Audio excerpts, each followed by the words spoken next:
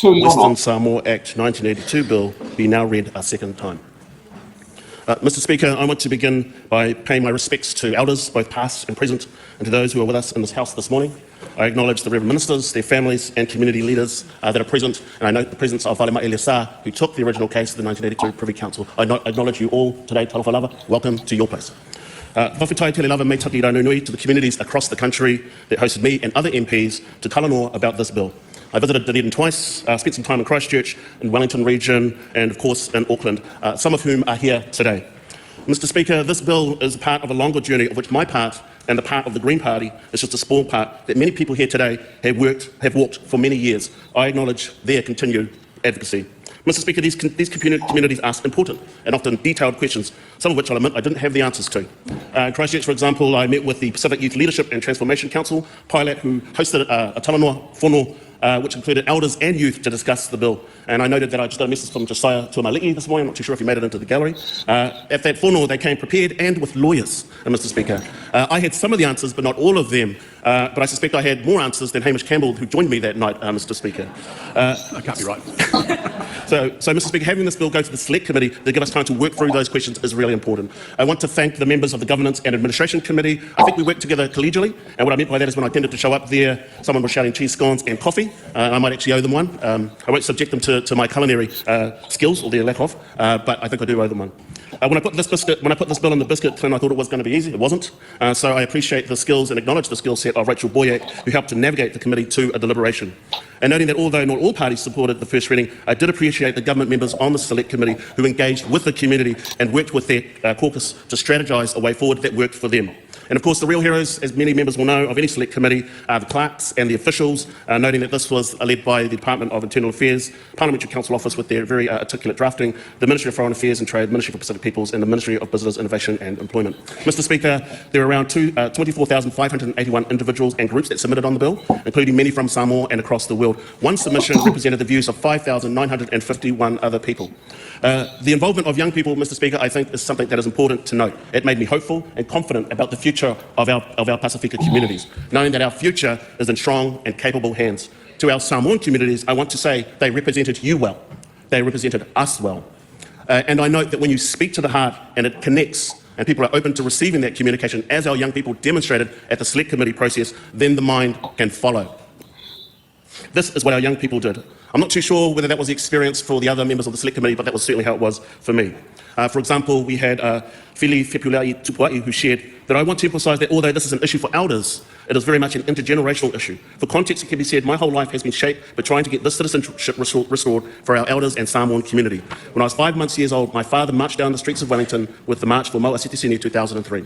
And I also remember remarking to the Honourable Jenny Salesa that when her daughter Esme Salesa addressed the Select Committee, that there might have been a bit of dust flying around and getting into the eyes of some of the Select Committee. And it's also always an amazing and awesome to have many of our elders join with their mokopuna in that process. The submissions presented several reasons for supporting the bill, Mr. Speaker, among them reparation for historical injustices such as the Dawn raids, also around fairness and upholding human rights, and at the heart of this bill it is about fairness, upholding human rights and equality. Noting also many submissions talked about the significant contributions that Samoans make to New Zealand, and I quote this from Lucy Anisepo: "The Samoan community in New Zealand has played a vital role in enriching the country's multicultural landscape from arts and culture to sports and business. Samoans have made significant contributions that enhance the fabric of New Zealand society." Other submissions talked about the important role of improving international relations, noting that we are part of a family of Pacific nations and making sure that we treat that relationship with respect, we treat that relationship with alofa and aroha is so important. One of the groups, non-Samoan groups that reached out to me quite a lot were Māori. They reached out to me in support of this bill. I remember stopping and talking to a Māori man who said, "I support this bill, my Samoan my mokopuna is Samoan, and that is why I support this bill." That came through in some of the submissions at the Select Committee as well. And I note a quote here from Dr. Will Flavel, who noted the links to the Treaty of Waitangi. "This bill is more than a correction of past policy. It reaffirms our commitment to the principles of Te Tiriti of Waitangi. By supporting this bill, we are restoring citizenship and honouring the spirit of kotahitanga and whanangatanga that define us as New Zealanders." Many submissions also said that the passing of the bill honours the Treaty of Friendship between Samoa and New Zealand. The Venepa Trust put it this way: "At the heart of this bill is about doing the right thing. It's about honouring Article 1 of the Treaty of Friendship signed in 1962, which reads, 'Relations between New Zealand and Western Samoa shall continue to be governed by a spirit of close friendship.'" Some of their other submissions that talked about the need to improve the Treaty of Friendship, and I have this quote from Tai Lord Duffy. The bill acknowledges the need of the New Zealand government to consult with the Samoan government to amend the Treaty of Friendship between the two nations. This amendment is necessary to reflect the restored citizenship rights and ensure continued strong relations between New Zealand and Samoa. Mr. Speaker, in the Select Committee, we all agreed that the bill should move forward and that it should be supported, and I am grateful for that. But we did have some differences of opinions, particularly around who this would apply to. Many submissions came forward about trying to widen the scope of the bill, in particular widening the bill to include descendants born before 1962, and we noted that could be about 19,000 people. This points to me the importance of the Select Committee process, because that was new information for me. The widening of the scope was supported by ourselves in the Greens and also the Labour Party. We also proposed to amend rather than appeal the bill, and this includes having a name change of the bill from the from the original name to the Citizenship Western Samoa Restoration Amendment Bill. Another area that we didn't agree on was around the applications of fees, and here I want to note the significant contribution of Limaunga Lydia Sosene, who has been a strong advocate in this process, and I'm sure that Select Committee members and all members around the House would wish her best on her journey to recovery. And I wouldn't be able to do it as articulate as her, but she did point to the fact that if citizenship was taken away, then people should not have to pay for it. That, of course, needs to be balanced out by the work that government departments need to do as well. So, Mr. Speaker, if we have come this far, and I know that the community wants us to go further, and of course we in the Greens are open to that, because there are a few more stages to traverse. I want to mihi to the community and to acknowledge their contributions, but also to note that the Greens remain committed to equality, committed to Pasifika justice, and we will continue to uphold that. I want to close with the words of my friend Whaanana Efeso Collins, who I spoke about in the first reading, when he said, "E le tū whaamonga se tangata. No one stands alone, no one succeeds alone, and no one suffers alone." And I added to that, we succeed best when we succeed together. Whawhitai tele lava, mai taki rānunui.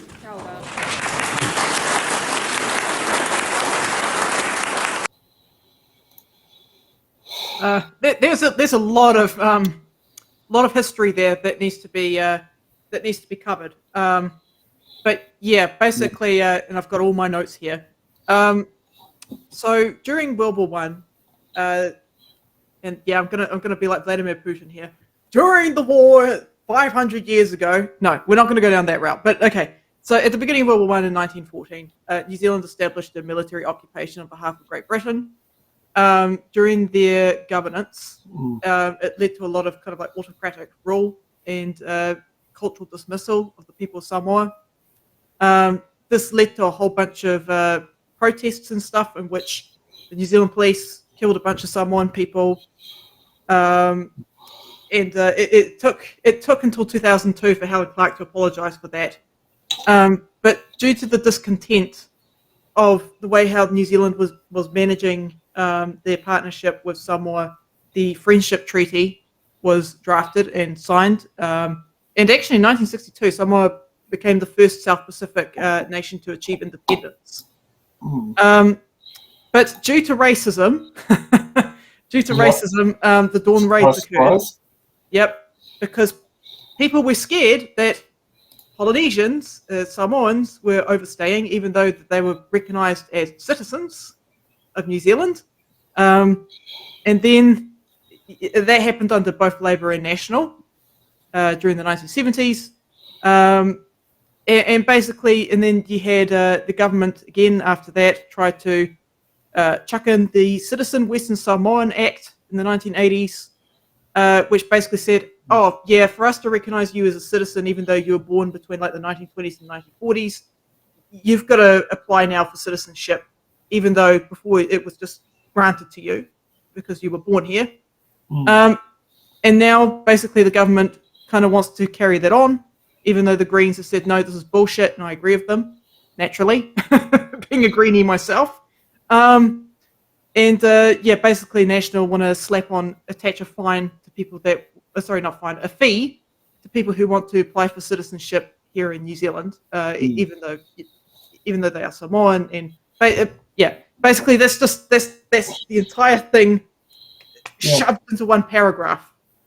And actually a good example to bring in there, and this didn't just affect Polynesians but also affected Māori, was there's a group of generation out there who had to carry their passports on them for when the police checked up on them, and if you didn't have your passport, it was a damn big rigmarole. And I know people to this day that still who are Māori and who are Pacific Islander, who still carry their passports on them, in their handbags, in their wallets, like they carry their driver's license, because of that hangover from Dawn Raid territory. And it's very scary, considering we're 50 years on from it, but the scars that it's left. It's like Māori people, we're indigenous to New Zealand. Why do we have to carry out a fucking passport? Considering one of the people who I know who carried the passport, I've always carried on me. I was like, from Dawn Raid territory. She goes, that's exactly why. It was just like, bing, straight to the point. And she's Māori, not Polynesian. But Māori are Polynesians. We're like Samoa is the tuakana. That's where one of the waka came from. Takatimu.